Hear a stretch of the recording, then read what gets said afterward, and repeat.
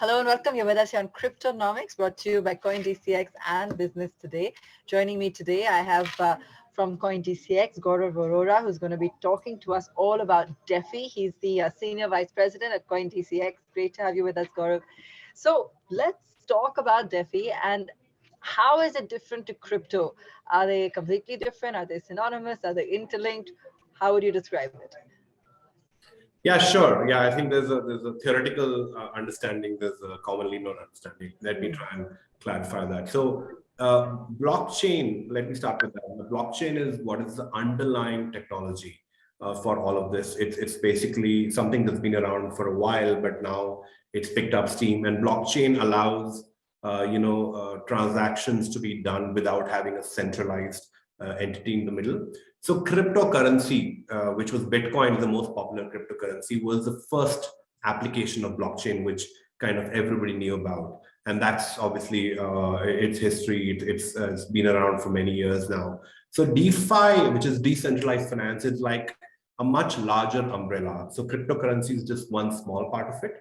DeFi, decentralized finance, includes many more terms like lending, earning, it could be stock transactions. So all of that comes under decentralized finance. So to summarize, I would say, crypto or cryptocurrency, the small part of decentralized finance. So it's interesting because DeFi continues to develop despite concerns, as you also touched upon. How would you sum it up in terms of the pros and cons when we're taking a look at this technology? See, when I say, I guess, when you say concerns, I guess there are two large concerns everybody has about DeFi, right? The biggest one that everybody sees is price. Hey, price is going down, and we thought it would go to 100,000, now it's down to 20,000. So price is going against what it has. So that's one large concern, and obviously the other concern is there's a lot of regulatory ambiguity. How will we survive in this? So let me kind of take both of these separately. So on the price one, right? I think there are like two stories and two timelines that keep operating completely parallelly. So there's a speculative story which governs price. And there's actually utility story saying, hey, this is the use of the technology. This is what will actually happen. They may or may not be tied together always. So, speculators come in, they assume that some utility will happen. The utility takes more time to happen and the price goes down. But if you talk of it from a pure technologist or a product person's point of view, I think regardless of what the price is, if you continue working on the utility, on the real use cases, eventually the price will move up. That's really the belief. So I think that's what most people are doing, saying, hey, let's not be distracted by the price movement. Let's try to find real use cases, which is where DeFi has come up, right?